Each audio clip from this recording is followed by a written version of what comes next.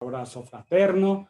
Y hoy es un sábado muy especial, no solamente es el séptimo día de la semana, el día que Yahweh dejó para su pueblo, que instauró para su pueblo, sino que es un día en el cual él, este Shabbat en particular, este Shabbat en especial, es un Shabbat de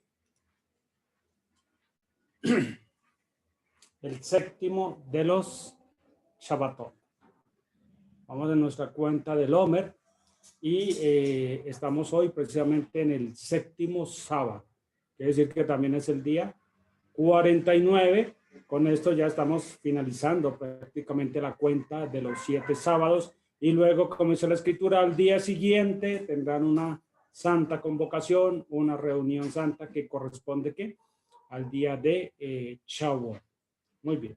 Entonces, esto es importante entenderlo porque dentro de todos los estatutos, digámoslo aquí como una manera de introducción de los estatutos que Yahweh Elohim dio a su pueblo, estableció lo que llamamos las Moedim, los tiempos señalados, los días de fiesta que llamamos generalmente, y que también son las Mikra Kodesh, la Santa Convocación. Las festividades también se conocen con el nombre de las festividades de peregrinación y ellas son 3 de acuerdo a la escritura y dice 3 veces al año todo varón está obligado a presentarse delante de la presencia de Elohim.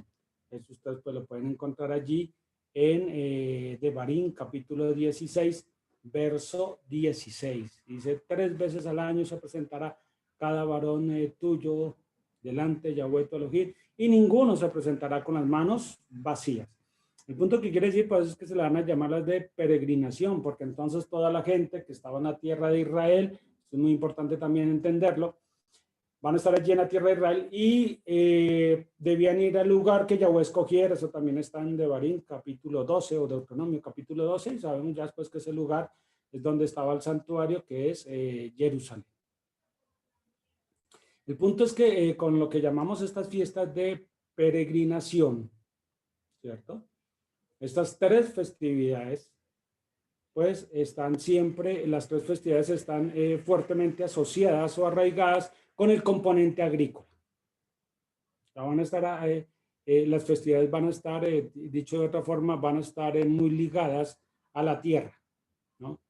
Al proceso de la cosecha. Entonces, cuando va a decir 3 veces al año, pues va a corresponder obviamente a 3 cosechas.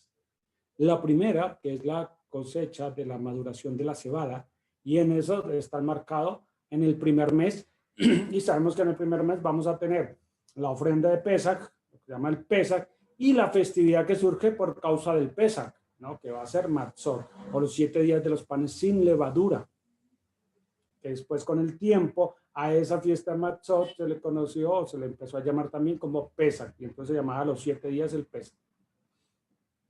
La segunda cosecha es la maduración del trigo, y es la segunda vez que el pueblo se convocaba en reunión para la fiesta de Shavuot, que es la que vamos a entrar a celebrar próximamente, ¿no? Unas contadas horas.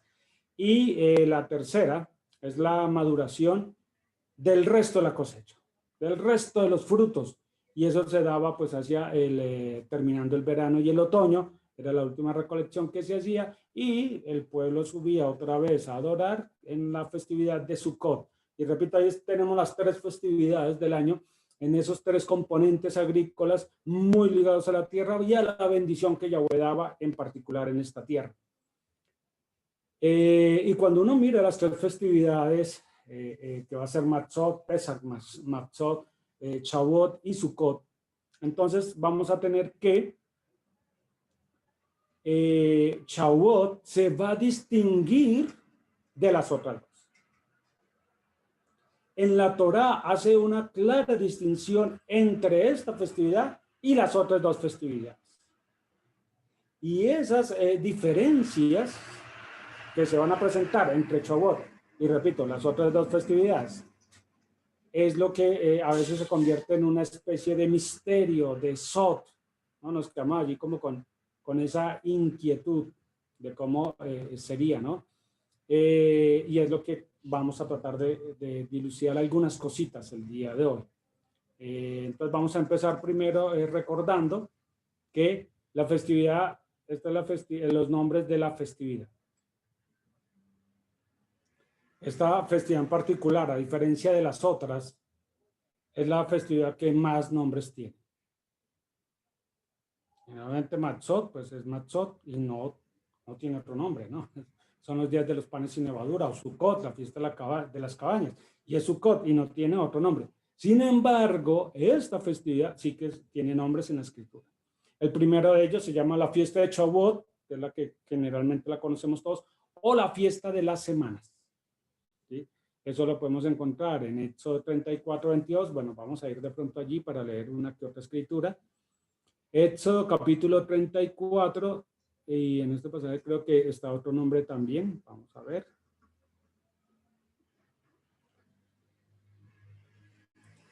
Éxodo capítulo 34, verso 22 dice: observarás la fiesta de Shavuot, semanas, de los primeros frutos de la cosecha del trigo. Ahí está también otro nombre con el cual se conoce la festividad, que son los primeros frutos, o Bikurim.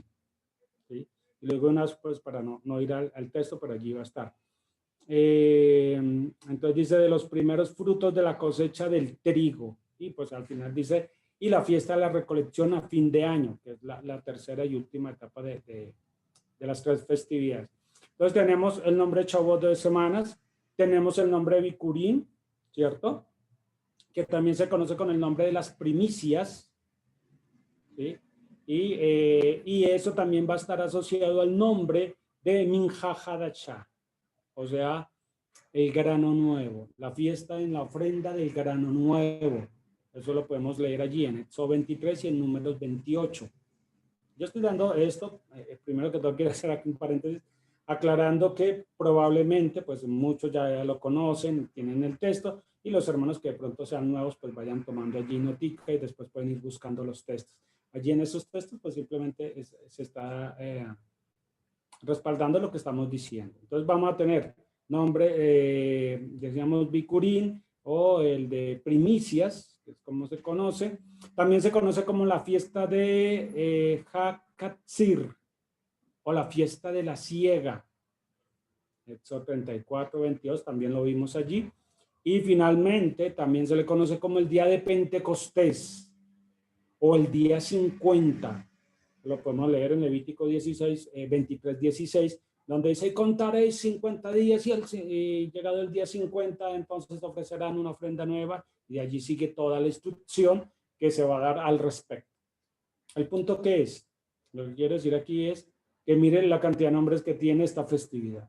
Todos son bíblicos, todos están en la escritura. Shavuot, o fiesta de las semanas, Bikurim, o de primicias, ¿no? La fiesta del grano nuevo, Minja Hadashah, poco se conoce, poco la gente la va a llamar por ese nombre, pero está allí.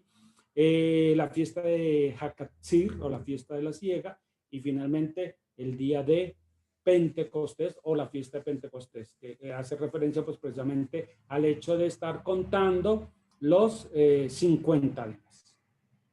Bueno, muy bien. Eso en cuanto a los nombres. Ahora vamos a hablar rápidamente del carácter de la fiesta. ¿Cuál es ese carácter que tiene la fiesta? Lo dije al comienzo en la introducción. Las tres fiestas per se tienen un carácter netamente ¿qué? Agrícola. Pero esta fiesta de Shavuot, a diferencia de las otras dos festividades, es netamente agrícola. Y no va a justificar ni a asociar la celebración a un evento histórico. Ese es un punto muy interesante que está en la Torá. Se va a hablar de Pesach, por ejemplo, ¿no? Y esa es una de las primeras grandes diferencias entre Shavuot y las otras dos festividades de peregrinación, es que en Pesach o en Matzot se dice que se celebra por causa de ¿qué? De la salida de la liberación de los hijos de Israel de Misrayim, de la casa de servidumbre. Eso es Pesach. En la de Sukkot dice, también va a estar ordenada en contexto de que, Sukkot se celebra porque ustedes habitaron en cabañas desde el día en que los hice salir de la tierra de Misrayim hasta que entraron a la tierra prometida. Todo ese peregrinar en el desierto, ustedes habitaron en cabañas, entonces Sukkot tiene ese componente histórico, que es el peregrinaje en el desierto cuando salieron de la tierra de Egipto. O sea, dicho de otra forma, tanto Matzot como Sukkot van a estar ligados a ese componente histórico que va a ser la salida de Israel de la tierra de Egipto y su correspondiente peregrinación. Ahora, ¿qué tenemos con Shavuot? Shavuot no te dice, bueno, vas a celebrar el día 50 o el día de las semanas o la fiesta de las semanas por causa de este evento histórico. La Torá no lo dice. Y repito, esa es una de las primeras diferencias que es muy importante notarlo. Y mire que cuando hablamos precisamente de los nombres de esta festividad, sí que todos están ligados a la cosecha. Entonces, la fiesta de la siega, la fiesta del grano nuevo, la fiesta de las primicias, todo tiene que estar ligado a la cosecha. Por eso les decía, esta es una fiesta que está marcada netamente en el aspecto agrícola.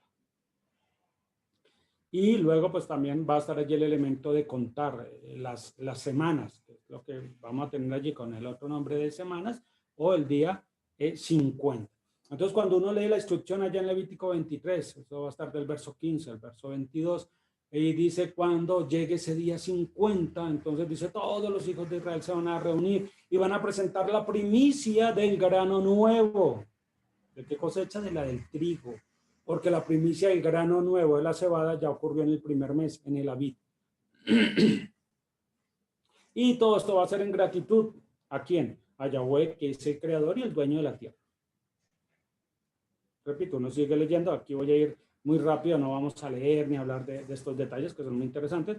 Pero dice que cuando se vaya a presentar esa ofrenda de grano nuevo, aquí hay una diferencia muy interesante entre esta fiesta de Bikurín y la ofrenda de Bikurín, que son dos cosas distintas, que después la hablaremos en su momento.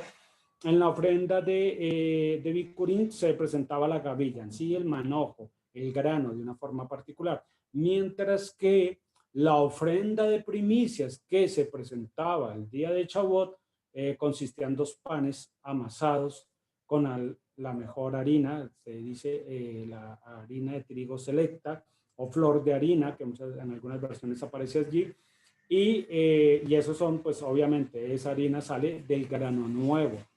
Dice que esa harina se debía amasar con levadura, se horneaba y se llevaban estos 2 panes, y eso era lo que se ofrecía junto, pues, con otra cantidad de ofrendas que se presentaban en este día. Pero allí el símbolo interesante que va a ser los 2 panes, ¿no? Y llama mucho la atención, y siempre llama la atención, ¿por qué 2 panes leudados a diferencia de en la fiesta Matzot, que se llama precisamente la fiesta de los panes ácimos o panes sin levadura?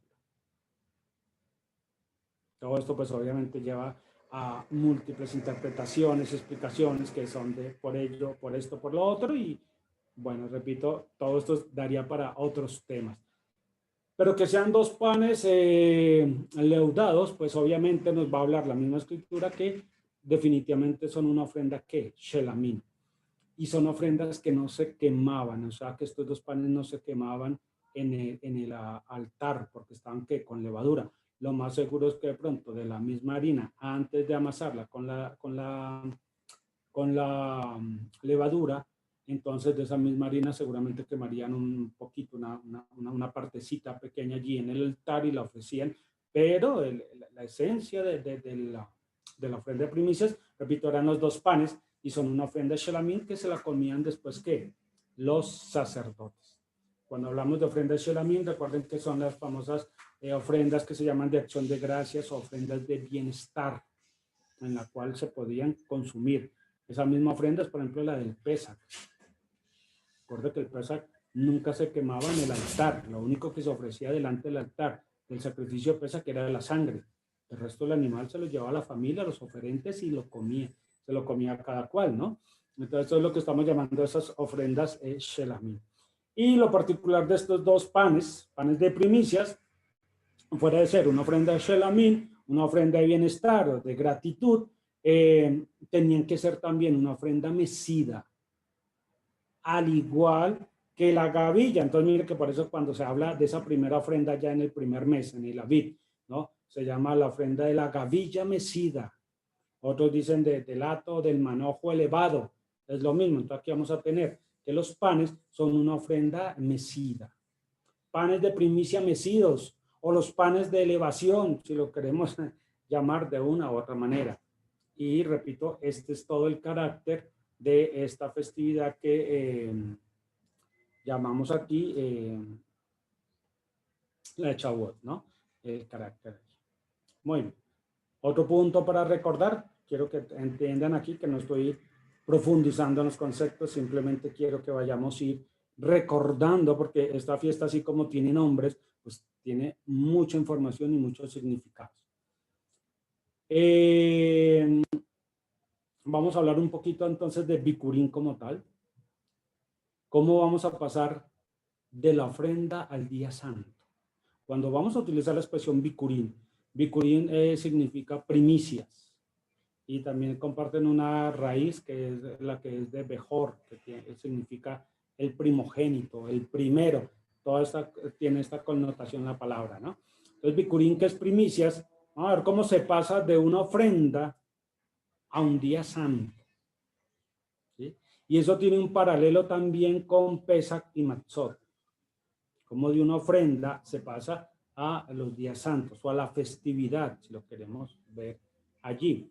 Entonces, cuando llegamos a Shavuot, mire que Shavuot es el resultado de ¿qué? De haber contado o de haber dejado pasar un determinado tiempo. Shavuot o la fiesta de Bikurín surge como la conclusión, la terminación de ¿qué? De haber pasado de la ofrenda especial de Bikurín al día santo de Bikurín. Me explico. En el primer mes, en el Abid, se presentaba la ofrenda de Bikurín del grano de cebada. Ya era lo que les decía ahorita. Se cogía el manojo, las espigas como tal, se elevaban. Después de esos manojos se tomaban unos granos y también se quemaba una porción en el altar y el resto pues quedaba para el sacerdote, para los levitas, para la familia sacerdotal. Entonces, eso es lo que se llama la ofrenda de Bikurín. Ese día en que se presenta la ofrenda de Bikurín no es un día festivo, no es un día de fiesta, simplemente había que hacer ¿qué? Presentar la ofrenda, ¿cierto? Pero a partir de ese día que se presenta la ofrenda, se empieza un proceso que la escritura lo llama contar 7 sábados, 7 semanas completas, y cuando se termine ese conteo, entonces viene el día santo. Y eso es lo que les quería decir. ¿Cómo se va pasando? De una ofrenda y llegamos al día santo. Y aquí es donde después vamos a ver otra de las diferencias que es muy interesante entre Shavuot y las otras festividades. Pero volvamos a recordar, y para que veamos el paralelo, pasa y es similar con el Pesach. El Pesach es una ofrenda. El día que se ofrecía el Pesach, ¿no? Ese día no es un día santo, es el 14 de abril. Y lo único que había que hacer, ¿qué era? Llevar el cordero, sacrificarlo y, como les decía ahorita, presentar la sangre en el altar. Pero por causa del Pesach, porque ese cordero, como les dije, se llevaban a las casas, se preparaba y en la noche se empezaba a comer. Y resulta que esa noche, la del día 15, ese es el día que da esa ofrenda de Pesach, da apertura o inicio a lo que van a ser los días de Matzot, los días de panes sin levadura. Pues de manera similar tenemos con la ofrenda de Bikurín. Se presentaba un día que no era santo, lo único que había que hacer que era llevar el manojo, esas primicias del grano de cebada, se presentaban delante de Yahweh. Con eso oficialmente se daba, digamos, el inicio a toda la cosecha de la cebada. Pero mientras iba ocurriendo ese transcurso de entre una cosecha y la otra, mientras iba recogiendo la cosecha de cebada, también ya iba madurando la cosecha de trigo, y eso estaba marcada por un tiempo de 7 semanas.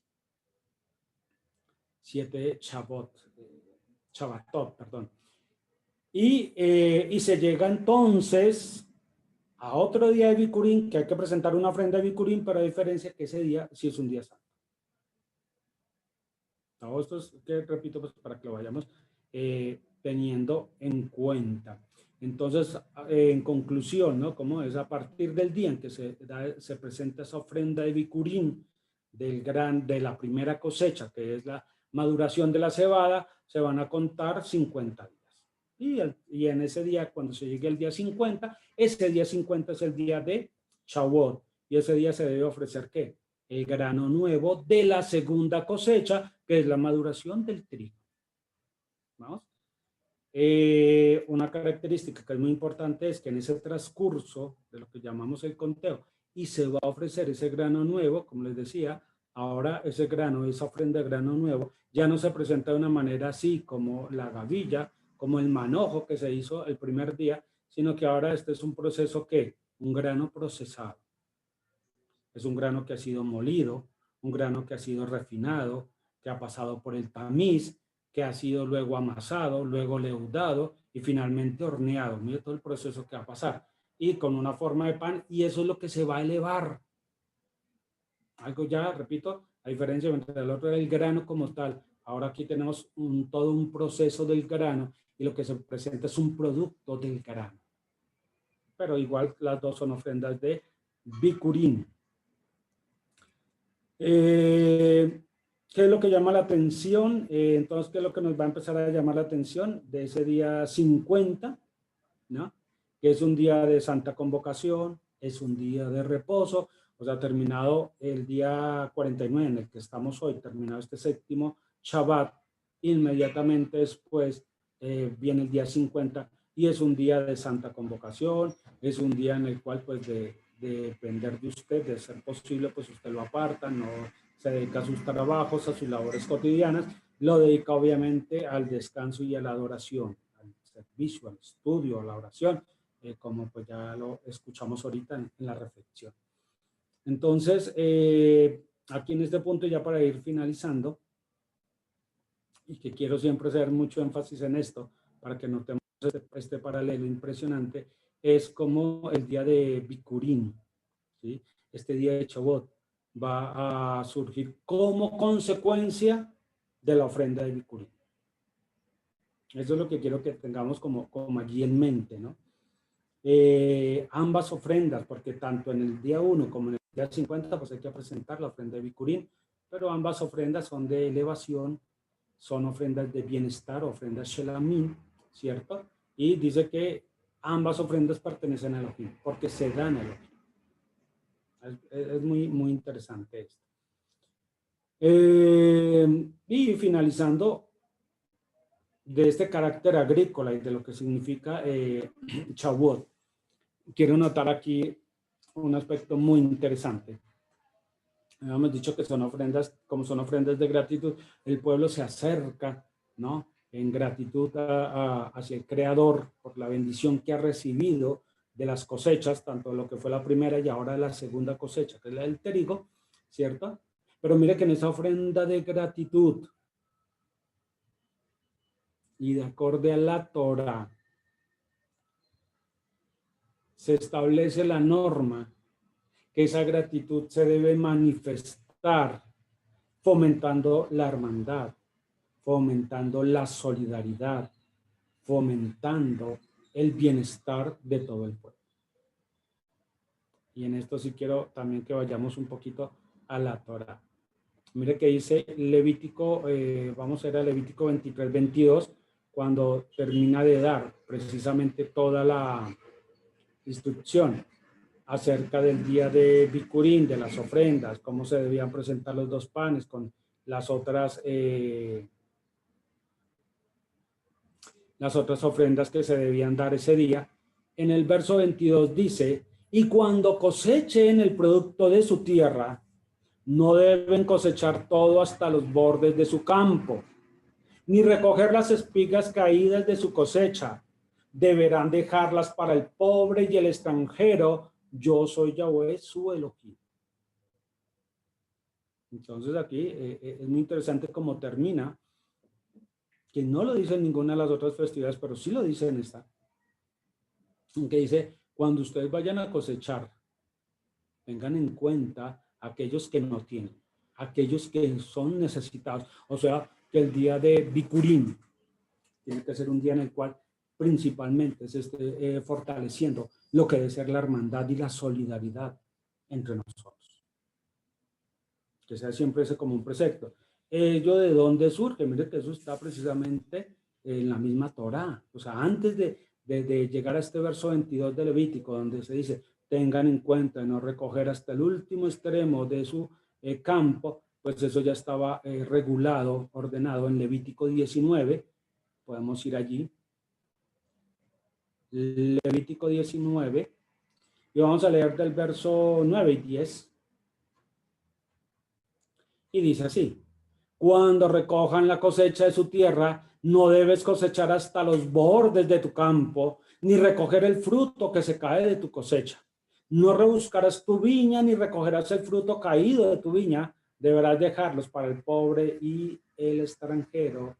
Yo, Yahweh, soy su Elohim. Entonces, mire que presentar esa ofrenda de Bikurim en gratitud al Padre Yahweh, que es el dueño de la tierra, que es el que ha bendecido la tierra con la lluvia temprana, la lluvia tardía. Esa ofrenda sería completa si solo si se atiene a este mandamiento de la solidaridad, de estar pendiente del que necesita. Que el que sea necesitado también tenga que ofrecer. Y eso es, repito, llama mucho la atención, porque si, digámoslo así, yo tengo mi campo, mi buen campo, hago la cosecha, llevo el fruto, pero no tuve en cuenta el mandamiento, realmente esa ofrenda no cuenta. Y eso quiero que lo pensemos, porque está dado allí de esa manera en la Torá, y está escrito así en la Torá, para que lo tengamos en cuenta. Y a este punto sí quiero que vayamos a otro pasaje que otra vez vuelve y se repite, en Devarim o Deuteronomio, capítulo 24, verso 19 y 22. Devarim o Deuteronomio.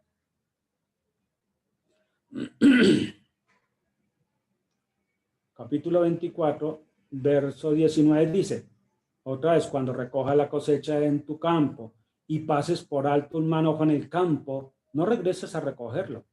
Déjalo para el extranjero, el huérfano y la viuda, para que Yahweh tu Elohim te bendiga en todas tus empresas. Recuerden que la ofrenda de Bikurim es en gratitud a Yahweh. ¿Por qué? Porque Él nos bendice. Ahora, ¿por qué nos bendice? Estoy hablando en tiempos de la Torá, ¿no? Pero quiero que lo traigamos acá. ¿Y por qué los bendice? ¿Por qué nos bendice? Porque nosotros prestamos atención a su mandamiento y tuvimos en cuenta ¿quién? Al necesitado. La forma en que la Torá ordena esto, y me llama mucho la atención, es que se ayuda al necesitado sin que éste pierda su dignidad. No es de ir y coger y darle al necesitado, no. Se dejaba allí. Si quedó un manojo en pie, dice, no te devuelvas a recogerlo, déjelo ahí. Si se cayeron las espigas al piso cuando estaba segando, no las recoja, déjelas ahí. ¿Para qué? Para que venga el pobre, el huérfano, la viuda, el extranjero, en síntesis, todo el que sea necesitado y es un poco el que es marginado y tenga que comer. Estas ordenanzas que estamos dando es lo que se va a ilustrar después en el libro de Ruth, un libro que los hermanos judíos acostumbran a leer para Shavuot. Entonces, cumplimiento de esto. Y repito, llama la atención que no simplemente es ayudar, sino ayudar de tal forma donde uno se asegure que no se pierda la dignidad de quien recibe la ayuda. Porque podemos de pronto querer ayudar a otros, ¿no? Pero les hacemos perder su honra y su dignidad. Pues no es una ayuda, de una u otra manera, aunque se le pueda estar dando algún tipo de bien, lo estamos humillando. Y hay que ser muy cuidadosos en eso, porque Shavuot nos invita a eso. No en vano, repito, toda la instrucción de Shavuot está dada con estos mandamientos que estamos leyendo. Vuelvo y lo leo, porque dice, de ello depende ¿qué? Que Yahweh nos siga bendiciendo nuestras empresas. Cuando recojas la cosecha en tu campo y pases por alto un manojo en el campo, no regreses a recogerlo. Déjalo para el extranjero, para el huérfano y la viuda, para que Yahweh tu Elohim te bendiga en todas tus empresas. Cuando sacudas tus olivos, No pases las ramas para rebuscarlas. Déjalas para el extranjero, el huérfano y la viuda. Cuando recoja las uvas de tu viña, no repases las plantas para rebuscarlas. Déjalas para el extranjero, el huérfano y la viuda. ¿Por qué razón? Recuerda que tú fuiste esclavo en la tierra de Misraim, por eso te ordeno que observes este mandamiento. Entonces, lo que va a ser la solidaridad, ayudar al necesitado, pero sin lastimar o llegar a disminuir su dignidad, ¿cierto? Dice que nos lo debemos hacer. ¿Por qué? ¿Por qué causa? Dice, porque recuerden que ustedes también eran extraños, extranjeros, huérfanos, viudas, ¿no? En todo un sentido espiritual, y Yahweh viene y rescata. Yahweh viene y salva. Entonces, sin querer, mire que ya nos está dando aquí unos elementos en los cuales hemos dicho al comienzo, si bien la fiesta es netamente agrícola, no se le está dando una connotación histórica, una razón histórica por el cual celebrarlo, sino simplemente una ofrenda de gratitud por ser el día de primicias. Vamos a tener aquí, ya se empieza de una u otra manera con este mandamiento a hacernos recordar que éramos esclavos, que estamos en servidumbre. Esto todo en el contexto, repito, a través de la Torá. Muy bien. Otro punto allí para tener en cuenta, otra gran diferencia, ¿no?, entre Shavuot y las otras festividades va a ser el asunto de la fecha. Y esto sí que ha dado dolores de cabeza y todos los años siempre nos preguntan exactamente lo mismo, ¿no? Y es que esta festividad, a diferencia de las otras dos festividades, no tiene una fecha establecida en la Torá. No está establecido en el calendario. O sea, uno lee, cuando uno lee para el Pesach, ¿no? Pues van a presentar el Pesach del día 14 del mes de Aviv. Y el día 15 del mes de Aviv será para ustedes un día santo, es el primer día Matzot, etcétera, ¿no? Y a los 15 días del séptimo mes será para ustedes un día solemne, la fiesta de Sukkot. Está establecido claramente la fecha en el calendario de las festividades, pero en cambio en Shavuot no. En Shavuot, y vamos a leerlo allí, Levítico 23, verso 15. Repito que este punto vaya que sí ha sido controversial. Y siempre debemos como tenerlo muy en mente nosotros, por qué contamos, de qué forma contamos, y cuál es la razón principal por la que contamos. Que a veces escucha uno tantas explicaciones que a veces como que nos perdemos el objetivo. Levítico 23:15 dice, y desde el día en que traigan el manojo de la ofrenda de elevación, ¿recuerdan? Allá en el primer mes en el Aviv, dice en ese día, ese día va a ser el día 1 o el día primero, y dice el día después del Shabbat contarán 7 semanas, tienen que ser completas. Deben contar hasta el día después de la séptima semana, contarán 50 días, entonces traerán una ofrenda de grano nuevo a Yahweh. Entonces, ¿qué tenemos acá? Que a diferencia de las otras dos festividades, Yahweh no fija una fecha en el calendario. ¿Cierto? Y como leíamos allí, dice, mire, y el día que ustedes traigan la ofrenda, ¿no?, el día siguiente al Shabbat, que eso se lee Milmoharat HaShabbat, ¿no? El día siguiente al Shabbat. Y hay que a partir de ese día contar 7 semanas completas, ¿cierto? 7 Shabbatot. Y dice, y al día siguiente, el séptimo Shabbatot, entonces traerán la ofrenda del grano nuevo, que ese sería el día 50. Y toda la discusión que va a empezar a surgir aquí es, ¿cuál es el día siguiente al Shabbat? Pero no tanto, porque uno lo va a entender, que pues es el día que sigue al Shabbat, la discusión y en la cual se ha entrado en muchas interpretaciones es cómo se entiende ahí la palabra Shabbat. ¿Cómo definir en ese texto Shabbat? ¿Qué es Shabbat en ese contexto de Levítico 23? Porque repito, cuando se define eso, pues automáticamente el día siguiente es el día que sigue a eso que hemos llamado Shabbat. Antes de entrar rápidamente en este tema del conteo, pues sí, lo importante de ver qué es. que entre el periodo comprendido de tiempo entre la ofrenda de la gavilla mecida, el manojo elevado, y la fiesta de Bicurino, el día de Shavuot, pues hay un espacio de 7 semanas. Ese espacio de 7 semanas, en las cuales se van a ir contando, como le dice ahí, deben contar 7 semanas, eso se conoce como el conteo del Omer. Y la palabra Omer es una medida de capacidad, que era lo que se presentaba de la gavilla mecida. ¿Cuánta gavilla había que presentar? Una ramita, una espiga, una tonelada, no, un Omer. Y eso era lo que se elevaba, ¿no? Entonces, a ese tiempo se le llama el conteo del Omer. O también podemos llamarlo el conteo de los 7 Shabbatot.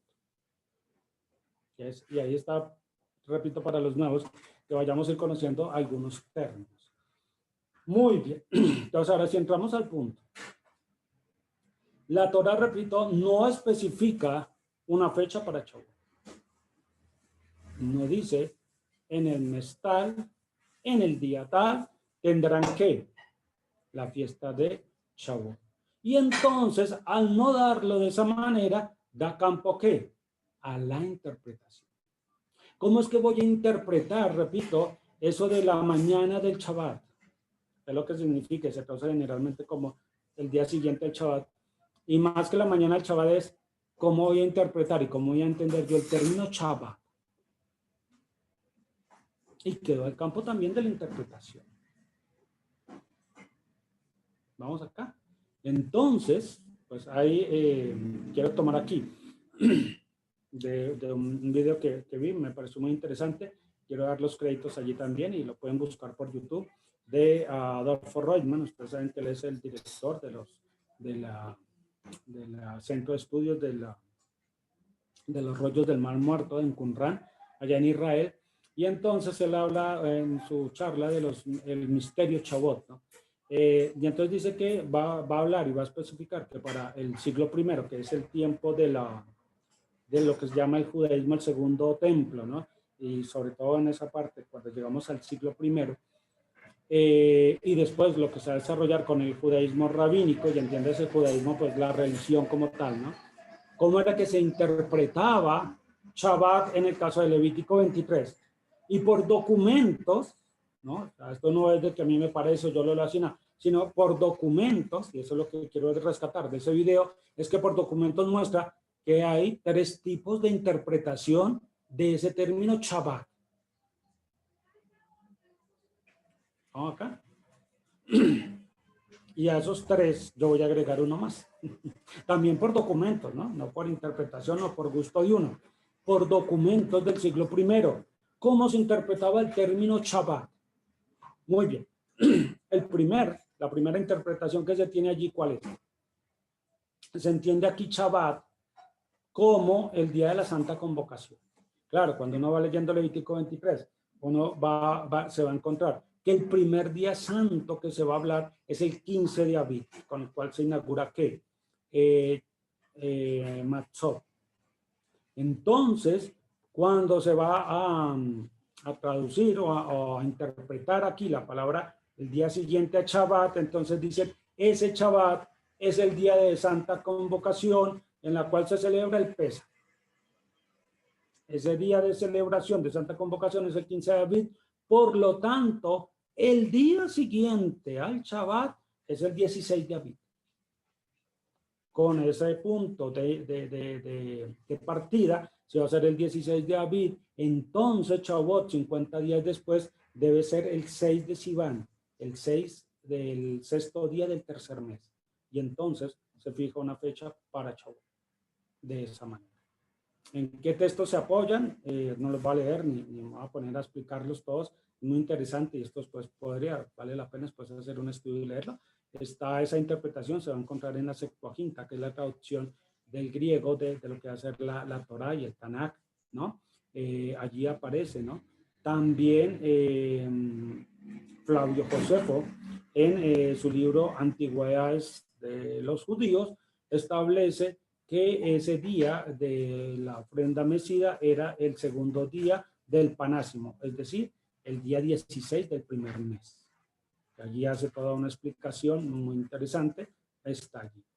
Y esta interpretación empezó a correr por los círculos, sobre todo, ¿qué? Fariseos de ese tiempo. Y ellos empezaron a darle cabida y aceptación a esa interpretación, ¿cierto? Y de ellos, que vamos a ver, por ejemplo, en el Targum, que está más o menos aproximadamente siglo II, que es la traducción al arameo del Tanakh, en el Targum también se va a apoyar esa idea, ¿no? Una corriente ya farisea fuerte que empieza a moverse y a darle cabida a esa interpretación, y dice, en el Targum dice, enumera para ti, después del primer día de la fiesta de Pesach, desde el día que traiste la gavilla para elevación, 7 semanas completas las serán. Entonces ya como el Targum ya de una vez le coloca aquí una fecha, cosa que no está en la Torah, pero recuerden que el Targum es una paráfrasis. Y es interesante, ¿por qué? Porque en esa paráfrasis se muestra la interpretación, el pensamiento de esta corriente, de este círculo. Y esta, después de la destrucción del segundo templo, ¿no? Con todos surge lo que se va a llamar el judaísmo rabínico, con todos estos maestros, rabinos de una herencia farisaica en su interpretación, y entonces establece que efectivamente el día en el cual se presenta la gavilla mecida es el 16 de Aviv, y por ende Shavuot cae el 6 de Sivan. Y eso está hasta el día de hoy. Y esa es la interpretación de esa corriente, pero es una corriente, no es la totalidad. La segunda interpretación al término Shabbat va a surgir a través de ¿quién? De los saduceos y los betuseos, ¿no? Y en esta interpretación ellos dicen, un momentito, ahí Shabbat no se refiere al día santo, al día de santa convocación, sino que ahí Shabbat se debe entender literalmente como el séptimo día de la semana. Por ende, el día siguiente al Shabbat es el primer día de la semana, que hoy comúnmente lo conocemos como el domingo. Pero esa es la interpretación que se hace. Ahí Shabbat tiene que ser el séptimo día de la semana. Ahora, ¿cuál día de la semana? Entonces dicen, el que está en la fiesta de Matzot. ¿Por qué? Porque la festividad de Matzot, al ser una festividad de 7 días, siempre va a tener que un Shabbat semanal allí. Siempre va a haber un Shabbat semanal que durante la fiesta de Matzot. Y entonces decían, ahí cuando, después del sacrificio de Pesach, que comienza la festividad de Matzot, entonces cuando llegue ese sábado semanal, que siempre va a estar ahí, en algún momento de la fiesta va a haber un sábado semanal, ese día, al día siguiente, ese sábado semanal, se debe presentar la ofrenda mecida, ¿no? Entonces, miren qué va a pasar con la primera interpretación. En la primera interpretación se le da una fecha fija en el calendario, 6 de Sivan, a Shavuot. Mientras que en la segunda interpretación no se le da una fecha definida, pero sí se le define un día. Dice, Shavuot siempre va a caer. Entonces, el primer día de la semana, que repito, lo que conocemos hoy como un domingo. Y va a caer siempre hacia el tercer mes. Va a caer siempre en el tercer mes, pero con una fecha no conocida. Esta interpretación también tenía sus seguidores, su hinchada, lo decimos popularmente, ¿no? ¿Quiénes van a ser? Como les decía, los saduceos, y después, posteriormente, después de la destrucción del santuario, van a venir los samaritanos y los hoy judíos caraítas. Entonces, en la actualidad, tanto samaritanos como judíos caraítas siguen esta interpretación. Y finalmente, de acuerdo a esa investigación que presenta el profesor Reutemann, va a decir que por textos hay otra interpretación. Y entonces dicen, sí, en esa tercera interpretación, dicen, sí, el sábado que dice allí es el sábado semanal. Pero a diferencia, o sea, en eso van a coincidir con los saduceos y betuseos. Pero a diferencia de ellos, ellos dicen, va a ser el sábado semanal después de la fiesta de Matzot.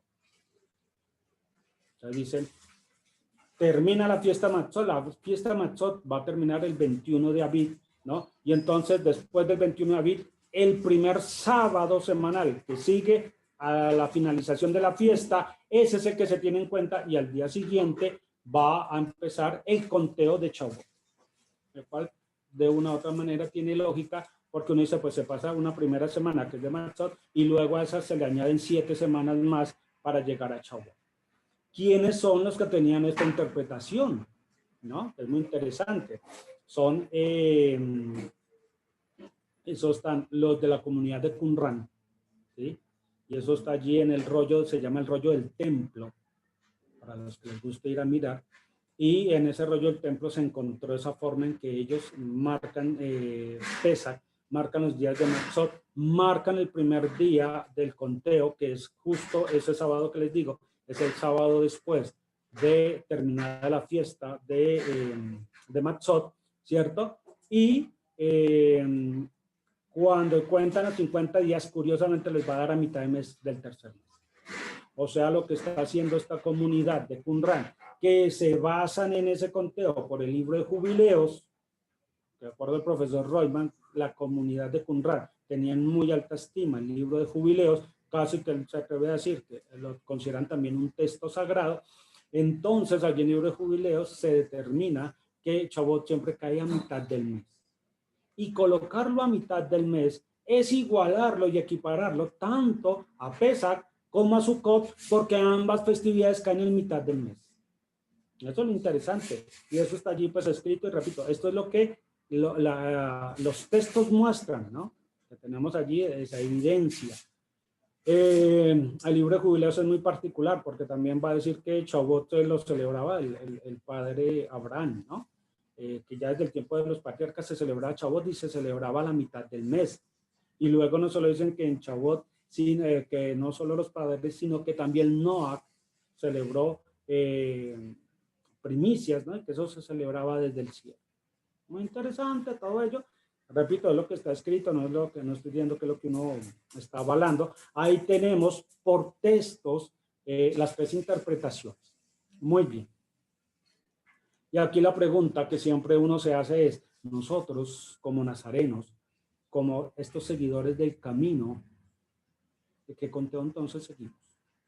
Y aquí en medio del grupo de esto que se llama el movimiento mesiánico, entiéndase todos aquellos que están tratando de retornar a las raíces hebreas, entonces se van por, tenemos los 3 casos, ¿no? Hay grupos mesiánicos que siguen a los judíos ortodoxos de hoy, a los rabanitas, y celebran el Seder Sivan. Muchos hermanos aquí se confundieron porque el fin de semana pasado, entre el domingo y el lunes, estaban celebrando ellos Shavuot, y entonces dijeron, ay, ya es Shavuot y me perdí la fiesta. No, todavía para nosotros no. Para ellos ya fue, para nosotros no. Hay otros hermanos que siguen hoy por hoy el sistema caraíta. Y hay otros que siguen el jubileo, le dan el valor al libro de jubileos, el carácter de un libro sagrado. Y dicen, no, si es así, ese es el... Y ellos han tenido ahí todo un cambio de calendario, ¿no? Basados en jubileos. Y hay gente que sigue el Mesías y sigue el libro de jubileos para cuestiones del calendario. La pregunta es nosotros, como creyentes del Mesías, entonces, ¿cuál interpretación debemos seguir?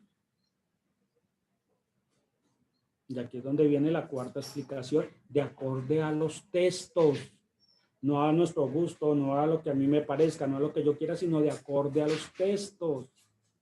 Y es llegar a entender cuando se presentó la gavilla mecida en el tiempo del Mashiach. Y estos textos que estamos hablando, que son del siglo I, pues es lo que se conoce como la Besorá, las Buenas Nuevas o el Nuevo Testamento. Y de acuerdo a esos textos, debemos leerlos con tal rigurosidad para saber entonces que ellos nos den la luz y saber cuál día es el que se presenta la ofrenda de la gavilla mecida, del manojo elevado, para asimismo empezar el conteo y llegar al día de Shavuot. Pero ya nuestra interpretación va a estar basada, ¿qué es? Por un lado en la Torá, que ya nos dimos cuenta que en la Torá hay un vacío allí que presenta para esta interpretación, pero también con el testimonio que se está dando acerca de Yahoshua, correlacionarlos, leerlos e interpretarlos. Y entonces para los nazarenos, repito atrás, y para los seguidores del camino de Yahoshua, el Mashiach, entonces nuestra interpretación de ese día, del día de la gavilla mecida, como el día por ende de Shavuot, pues va a estar basado ¿qué? En ese testimonio. Seguramente vamos a coincidir con alguno de los 3 que ya vimos, ¿no? Pero el hecho de que coincidamos no quiere decir que estemos siguiendo esta forma de conteo. No, coincidimos en la interpretación y seguimos nuestro conteo. ¿Cuál? El propio del Nazareno, ¿cierto? Entonces, mire que aquí ya, si tenemos eso entradita en nuestra mente, entonces vamos a ver que el Mashiach Yahoshua, él es la realidad de lo que se decía en la Torá. Él es la esencia misma de lo que se estaba anunciando en la Torá.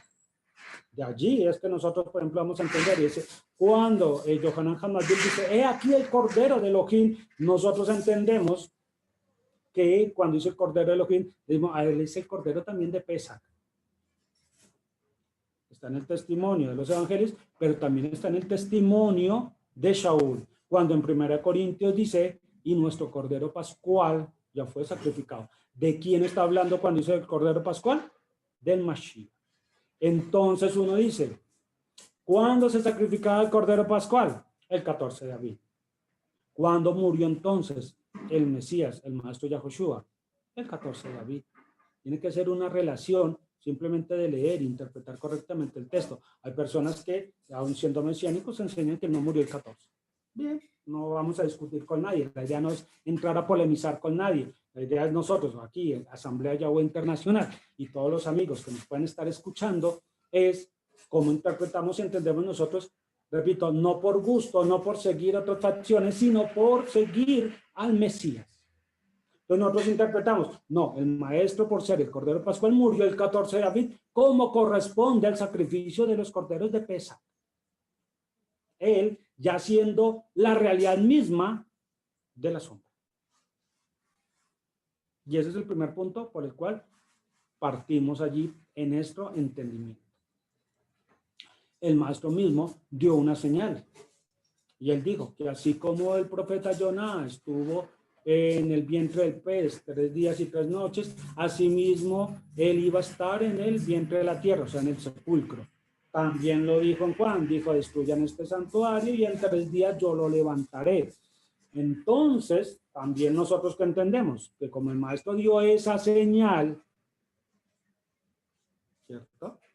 Y él dice, y mire que Shaul vuelve, lo dice en 1 Corintios 15, cuando él dice, y que el Maestro había de morir por nuestros pecados conforme a las Escrituras, y que fue sepultado y que fue levantado el tercer día conforme a las Escrituras. 1 Corintios 15, 3 y 4.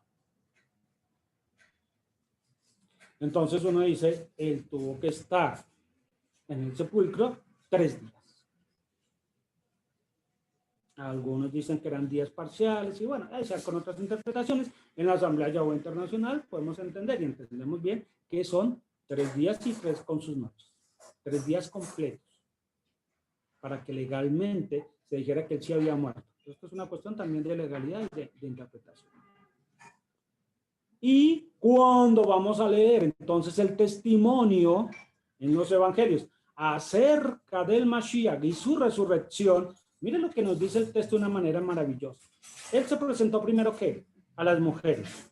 O sea, vivo, ya se presentó vivo delante de ¿quién? Las primeras en verlo fueron las mujeres. Luego se presentó vivo, ¿qué? A los enviados y luego a los demás. Y dice Pablo que hasta 500 hermanos le vieron, ¿no? Cuando uno lee Mateo 28, verso 1, ¿cierto? Y vamos a leerlo rápidamente, voy a leerlo aquí de la BIN. ¿Cómo leemos Mateo 28, 1?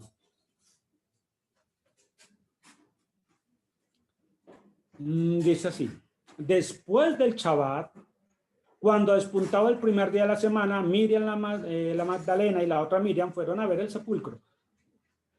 Bueno, aquí volvemos, podemos caer en lo mismo, ¿no? Del Shabbat, ¿cuál Shabbat? Pero voy a dejarlo ahí. El punto es que lo que el texto nos está diciendo claramente es que cuando las mujeres fueron, el sepulcro ya estaba vacío. Si el sepulcro estaba vacío es porque el Maestro ya había resucitado, y no solo resucitado, sino que ya había salido del sepulcro. ¿Vamos ahí? Y para eso, pues, repito, hay todo un estudio de entender la señal de Jonás y etcétera, etcétera, que no lo voy a hacer acá, pero quiero que leamos esto. Cuando la gente normalmente, y de esto se ha pegado precisamente para establecer el domingo como el día culto, porque ese día resucitó al Señor, no es lo que está diciendo el texto. Pero mire que en la cultura occidental se dice, ¿por qué guardan el domingo? Ah, porque el día es el día del Señor, el día en que Él resucitó. Entonces ese día ya es santo y ese día reemplazó al Shabbat. Ah, eso es torcer la escritura. ¿Cómo leemos los del camino? ¿Cómo leemos nosotros los nazarenos, los seguidores de Yahoshua? ¿Sí? Y por aquí en este les voy a traer dos versiones que son muy interesantes. Una que es la Biblia textual del 2010 que dice así, el mismo verso. Al final de los sábados, al amanecer del día 1 de la semana, llegó Miriam de Magdala, etcétera, etcétera, a ver el sepulcro. Pero mire que llega y dice el día 1 de la semana. Ahora, el mismo texto en la versión de 1569 de Casiodoro de Reina dice lo siguiente. Y la víspera de los sábados, y esto es muy importante porque va a decir allí que al final de los sábados y la víspera de los sábados es porque en esa semana hay la presencia de 2 sábados que muchos quieren ignorar. Cuando se deja solo es, y terminado el sábado, solo lo dejan y lo limitan a uno. Pero en esa semana hay 2 sábados, uno que es el anual, ¿no? El día de convocación, y el otro que es el semanal. Esa es otra discusión, otro estudio, pues te repito, no va aquí el punto, pero es bueno tenerlo en cuenta para entender el texto. Pero me interesa lo que sigue en esta versión de Reina, de 1569, dice, y la víspera de los sábados, que amanece para el primero de los sábados. Allí aparece en plural. Y uno podría traducir el que amanece para el primero de las semanas. Y que después, en todas las versiones, dice, y el día primero de la semana, como haciendo alusión a que fuera el domingo. No, ese día no solo era domingo en nuestro argot moderno, sino que está haciendo énfasis, y debemos leerlo, es que ese día, cuando las mujeres fueron al sepulcro, era el primero de los sábados, el primer día para el conteo de los 7 Shabbatot. Y esto es muy importante, porque nos está diciendo entonces que cuando las mujeres fueron a inspeccionar el sepulcro y que después lo hicieron también los enviados, ¿no? Se dieron cuenta que la tumba estaba vacía, ese era el día siguiente al sábado. Y hace sábado semanal. Y que ese día era el día 1 o el día primero de los sábados. Es decir, que mire que cuando vamos a leer entonces después Marcos, Juan o Lucas, y usted va a decir que llegaron allí al sepulcro, ya fue al atardecer en la mañana, aún oscuro, cuando ya salía el sol, etcétera, etcétera. Ese era el día primero de los sábados o el día primero de las semanas del conteo. Y en ese día fue cuando el maestro se presentó delante de ellos con pruebas indubitables de que él había resucitado de entre los muertos. Yo repito, no se va a hablar allí en los textos, en los evangelios, de ese día porque era domingo y entonces el domingo va a cambiar al sábado, nada que ver con eso, sino que está haciendo énfasis en decir que ese día en que el maestro se presentó vivo de entre los muertos era el primer día para el conteo, el inicio de conteo para Shavuot. Y entonces el conteo que debemos seguir nosotros, los nazarenos, los seguidores de Yahoshua, el Mashiach, de acuerdo a las fuentes de los evangelios, es contar el día que sigue el sábado semanal, que está dentro de la festividad de Matzot, porque es el cumplimiento del simbolismo de las primicias. Y eso está allí, perdón. Eso lo dice Shaul en 1 Corintios capítulo 15, verso 20 y verso 23. Dice, el Mashiach, las primicias. ¿Qué quiere decir el Mashiach de las primicias? Bueno, todo el que conoce Corintios 15 sabe que está hablando de la resurrección. Y dice que el Mashiach es las primicias. Entonces, mire que si hiciéramos aún así un ejercicio hipotético, que yo no creo, pero hagamos el ejercicio hipotético.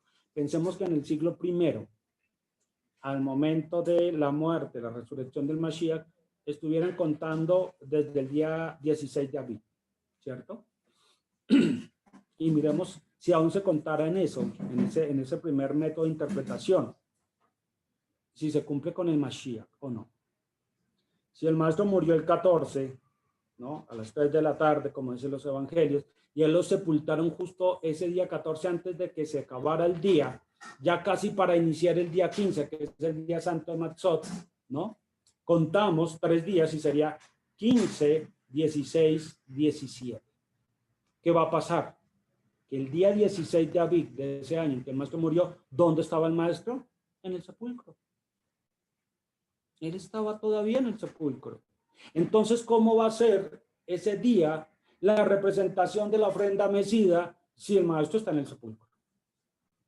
Es solo de contar, no es de hacer más. Y entonces se va a dar cuenta uno que ese día 17 de abril, cuando él resucitó, era el Shabbat semanal, que estaba todavía, ese Shabbat semanal que está entre la fiesta Matzot y el día que le sigue, que sería el 18 de abril, fue el primer día del conteo. Y ese día fue en el cual él se presentó vivo delante, como un testimonio delante de las mujeres y de sus discípulos y de todos aquellos a los cuales él se quiso manifestar. Y de ahí, y a partir de ahí, dice que estuvo con ellos por 40 días, que eso ya lo empatamos con el relato de Hechos, capítulo 1. Vamos viendo en qué estamos basando nuestro conteo. No es porque estemos, como dicen algunos, que dicen, ay, no, esos que siguen el conteo de los caraítas están siguiendo el conteo de los saduceos, y el maestro dijo que los saduceos erraban en la interpretación de la ley, o sea que ellos están errados en cuanto a ese día del domingo, entonces todo el que sigue ese conteo está mal. ¿Va? Es que yo no estoy siguiendo el conteo porque lo están haciendo los saduceos, o porque lo hacen hoy los caraítas. Coincidimos en la interpretación de ese sábado, claro que sí coincidimos. Entonces vamos a coincidir en el conteo. Pero la razón por la cual nosotros contamos, no es por los caraítas, hermanos, los judíos caraítas no creen que Yahushua sea el Mashiach. Porque nosotros coincidimos con ellos en la interpretación del Shabbat, pero a diferencia de ellos, que tienen otros argumentos para defender ese día, el de nosotros es el testimonio de Yahushua. El testimonio que quedó a través de sus discípulos que escribieron los evangelios y el libro de los Hechos. Del testimonio que habló Shaul también en sus escritos. Y esa es la razón por la cual nosotros contamos de esta manera. Y es el mensaje que quiero transmitir aquí a todos mis hermanos, para que nos sintamos tranquilos.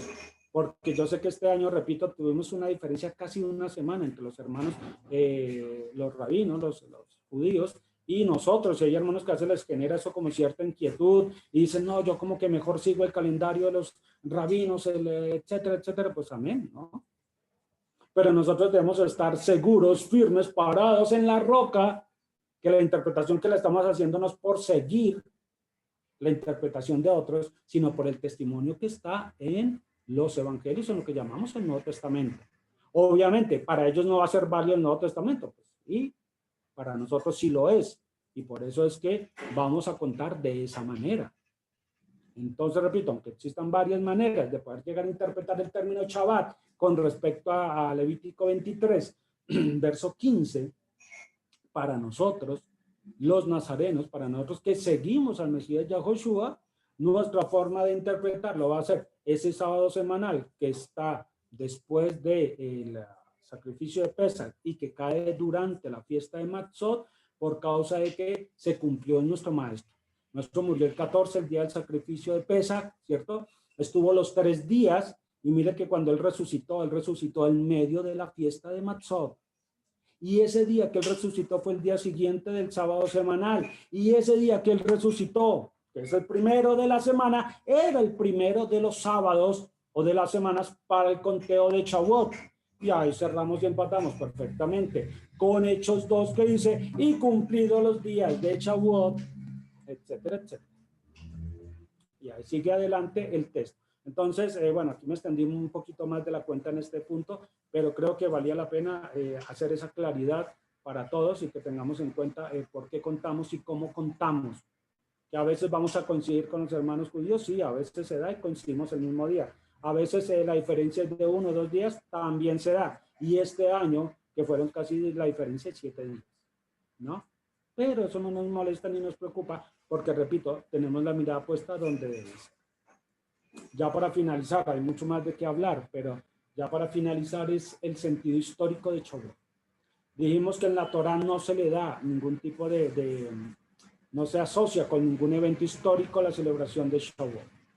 Pero a partir del siglo II, siglo III, cuando se estudia el templo, los rabinos se vieron en la necesidad de adjudicarle un sentido histórico al día. Si lo dejaban netamente agrícola y unido al templo, seguramente pronto hoy, ese día no se tendría en memoria.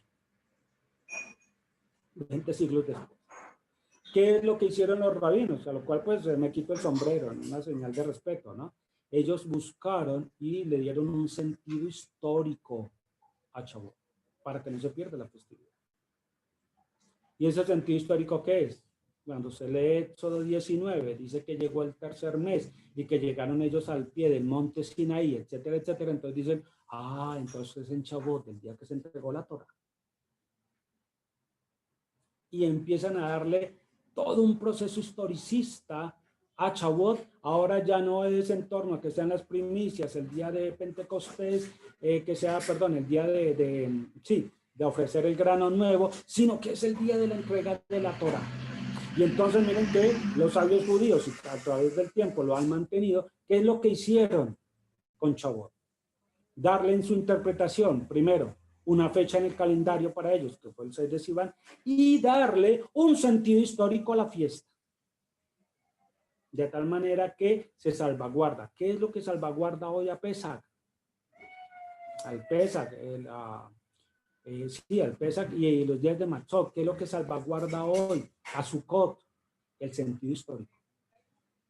Shavuot, cuando se dice es el día de la entrega de la Torá, lo que se está preservando es ese día por causa de un sentido histórico, la entrega de la Torá. Bueno, todos sabemos que la Torá en ningún lado dice que ese día se dio, el día de Shavuot se dio la Torá. Aún más, si se hacen cuentas, se va a dar uno por cuentas y detalles que ni siquiera está cerquita a ese día. Pero uno sí puede decir, legítimamente hablando, que ese día cuando ellos llegaron al pie del monte Sinaí, cuando escucharon la voz, las 10 alocuciones, y que eso terminó precisamente en la entrega de las tablas de la Torá, entonces uno puede decir, todos esos eventos los podemos reunir y conmemorarlos el día de Shavuot. Y es legítimo, es un proceso historicista que se da para salvaguardar el día, ya que hoy no hay templo y no estamos en la tierra de Israel y no tenemos que llevar frutos ni nada. Se puede decir, claro que sí, y no pasa nada. Lo más importante que es entender que no es solo per se entregar la Torá, sino que ese día es el día, y se debe, digo que se debe tener ese sentido, y lo digo ya ahorita con una razón de texto, no con una razón de lógica o de sentimiento, la razón de texto que es el día de la alianza. O sea que cuando dice Shavuot, se dice, es el día de la entrega de la Torá, sí, pero no es la entrega de la Torá per se las 10 palabras. Es que las 10 palabras son los términos de ¿qué? De la alianza.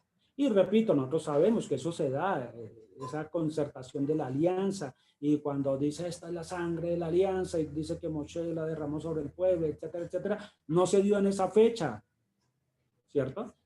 Pero repito, uno puede coger todos esos eventos, juntarlos, unirlos y decirle, en esta fecha hacemos recordación y celebración de todos esos eventos juntos. No solamente va a ser entonces la entrega de la Torá, sino la alianza concertada entre Yahweh y su pueblo. Y aquí en esa alianza se va a entender, y siempre también los judíos lo han hablado, como ese contrato matrimonial. El esposo y la esposa, el novio y la novia. Y otra vez, y allí vuelve a salir el término del libro de Ruth. El libro de Ruth está dado entre el contexto de la primera y la segunda cosecha.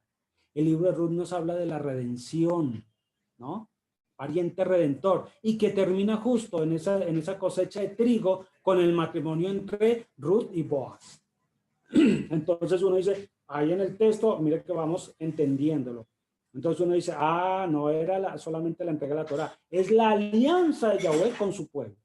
Entonces celebramos en Shavuot el día de la alianza, en la cual se dieron los términos de la alianza, que son los 10 mandamientos. Esto es lo que llamamos un proceso historicista. Y mire que lo estamos viendo desde los términos del Éxodo, el libro de Ruth, pero también nos va a apoyar en ese mismo sentido cuando llegamos al siglo I y leemos los escritos de los discípulos del maestro en Hechos y el libro de los Hechos. Y el libro de los Hechos, que dice en Hechos 2 precisamente, y es ese proceso historicista que estamos viendo, en Hechos 2 dice, y llegado el día de Pentecostés. ¿Y qué pasó el día de Pentecostés? El día de Shavuot, que se derramó el Santo Espíritu, en cumplimiento de la promesa. Y a veces se cree que el cumplimiento de la promesa era el derramamiento del Espíritu de Santidad. No es de eso de lo que está hablando. Pero de lo que se está hablando, ¿cierto? Es nada más y nada menos que otra vez de la alianza. Pero ya no la alianza que Yahweh hizo con los padres, sino la alianza que Yahweh está haciendo, la nueva. Y eso se da en Hechos 2. Entonces vamos a tener en Hechos, vamos a tener que Shavuot, por un lado, va a representar la primera alianza entre Yahweh y su pueblo, y Hechos 2 es la alianza renovada entre Yahweh y su pueblo. No con todo el pueblo, pero sí con las primicias de su pueblo. Todo esto tiene una explicación y es otro estudio aparte. Los días martes lo estamos atravesando el capítulo 2 y lo hemos ido ampliando un poco, ¿no? Y aún así hay mucho más de qué hablar. Y es innegable la cantidad de coincidencias que está haciendo el capítulo 2 de Hechos con Éxodo 19.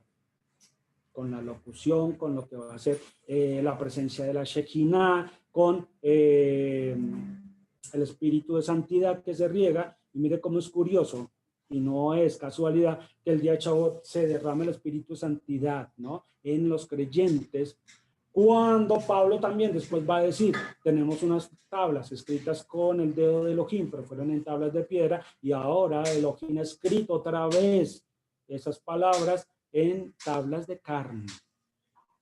Otra vez ese contraste y ese paralelo.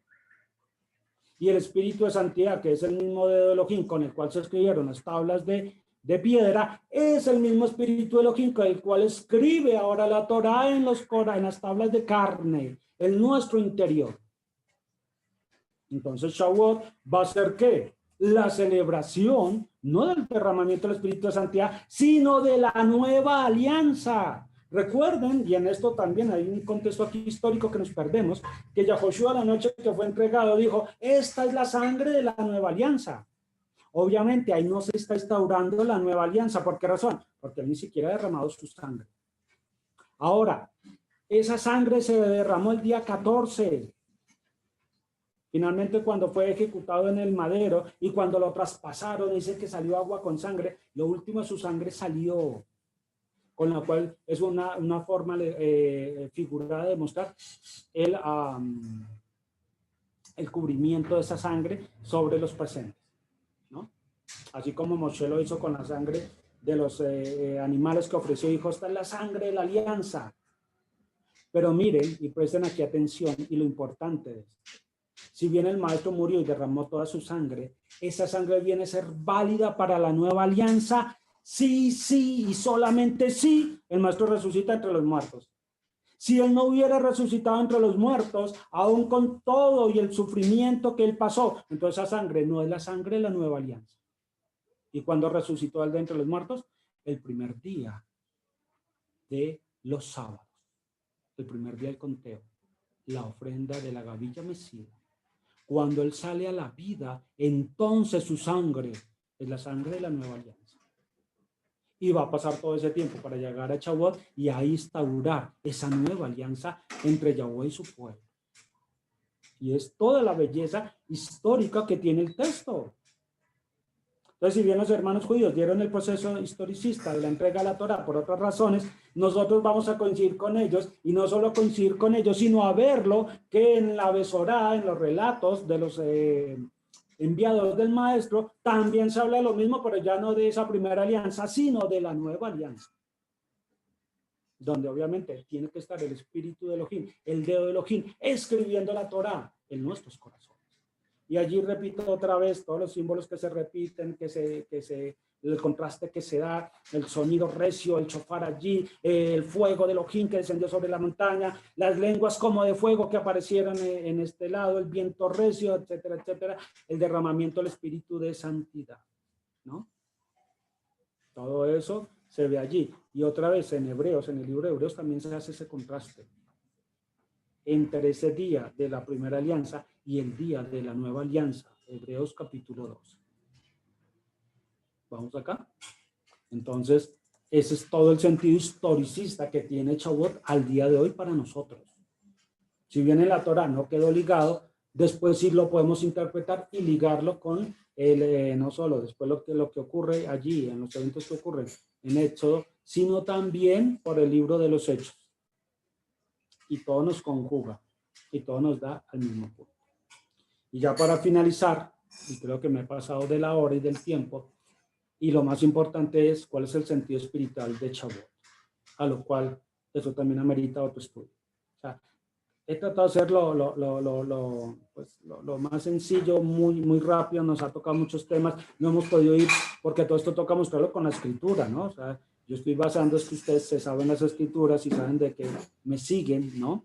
Y los que son nuevos, pues tienen que hacer la tarea de sentarse juiciosos a estudiar y después podríamos de pronto ir cogiendo con estos puntos, irlos ahí sí leyendo en la Torah y en las escrituras y compaginando y mirando todas estas cosas.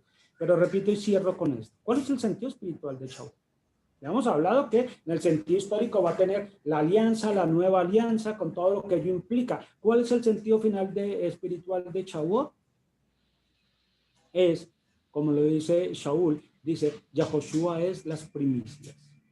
Y él es eso lo dice en 1 Corintios 15, ¿no? Él dice, las primicias, Yahoshua es Bikurim. ¿Por qué? Por causa de su resurrección. Y en Colosenses lo va a llamar el primogénito, mejor, lo primero, otra vez, de entre los muertos, por causa de su resurrección. Y en Romanos 1:4 lo va a llamar, ¿qué? Hijo de Elohim, por causa de su resurrección. Se lo va a llamar hijo de Elohim. Las primicias, el primogénito, por causa de su resurrección. Entonces, ¿qué es Shavuot? La resurrección. Cuando hablamos de primicias, ¿de qué estamos hablando? De la resurrección. De la resurrección de entre los muertos, en el cual Yahoshua es las primicias. Pero a diferencia del primer día, de la ofrenda del manojo elevado, que lo representa a él, después vamos a ver todo un proceso en el cual se presenta otra vez una ofrenda nueva para Yahweh, que es las primicias, ¿no? El pan de primicias. Y ese pan de primicias son todos los que son del Mashiach, que también son llamados primicias por causa de Yahoshua.